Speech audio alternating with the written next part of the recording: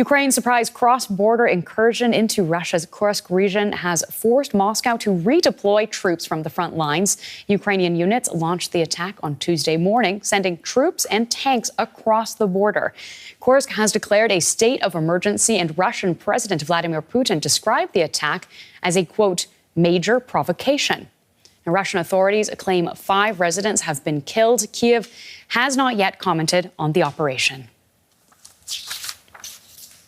So for more, let's cross over to DW's correspondents. We have Nick Connolly in Kyiv and Yanina Semyonova in Riga, reporting there from Latvia since authorities shut down DW's bureau in Russia. A warm welcome to you both. Yanina, let's start with you.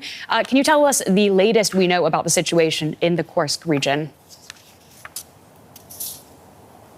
Yeah, there seems to be intense fighting going on in Russia's Kursk region that is bordering Ukraine.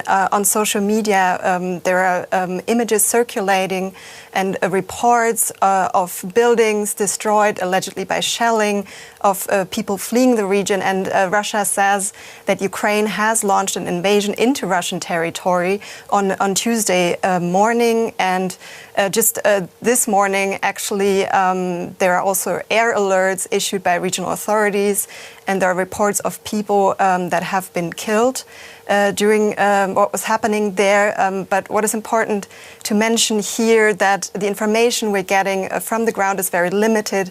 It's mostly information from social media, from local Telegram channels, and of course the state authorities, because currently there are no independent journalists on the ground, and that is just important to consider when we're reporting right now on this issue.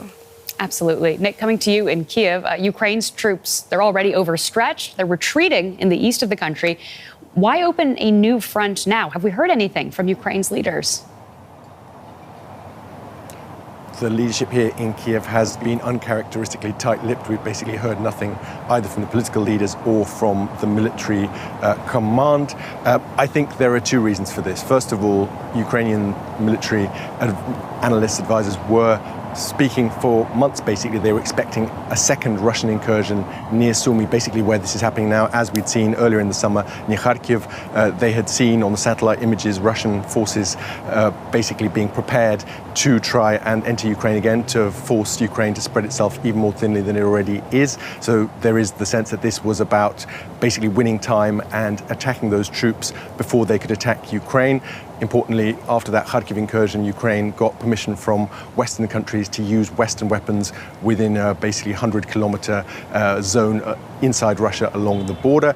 And secondly, I think this is about trying to do the same thing to the Russians that the Russians have been doing to Ukraine, basically forcing Russia to take troops away from the Donbass front lines, where Russia has been making significant progress in recent months, forcing them to open basically a new logistical front. And also it's obviously about the morale, it's about the PR, showing ordinary Russians that Vladimir Putin is not able to protect them, he's not able to guarantee that that border is closed. So I think this is something that really achieves several objectives in one go.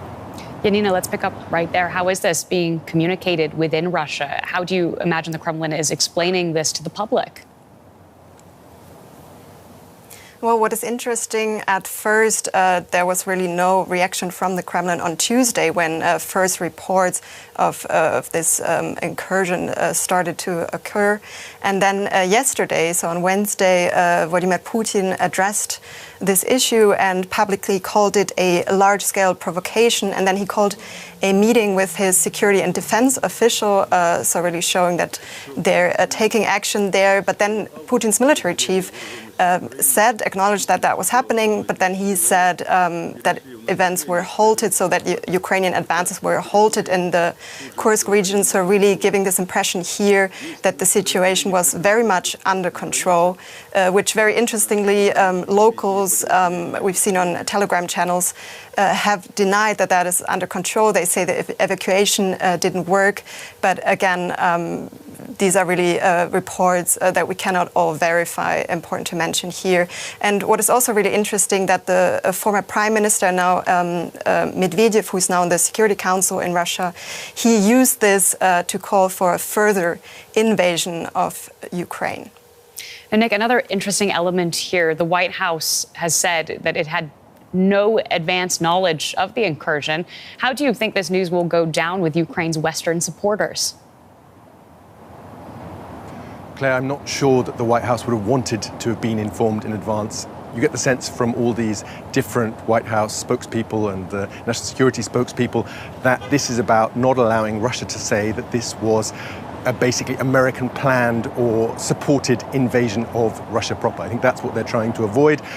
It doesn't seem, even though you could interpret that into the words that this is a kind of slap on the wrist for the Ukrainians, they said this doesn't kind of clash with the previously agreed policy of limiting Ukrainian strikes in Russia proper to that border zone, especially in case of an expected new incursion from the Russian side.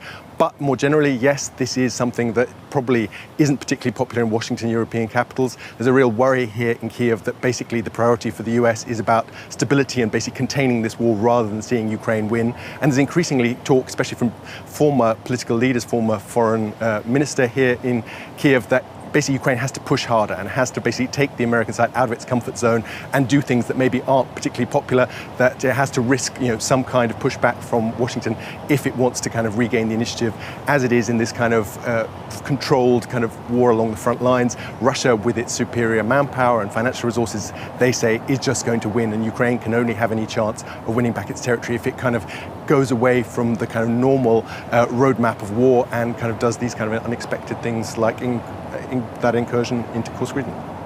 Well, thank you very much to both of you for your reporting. That is DW's Yanina Semyonova and in Riga, and we also have Nick Connolly, as always, in Kiev.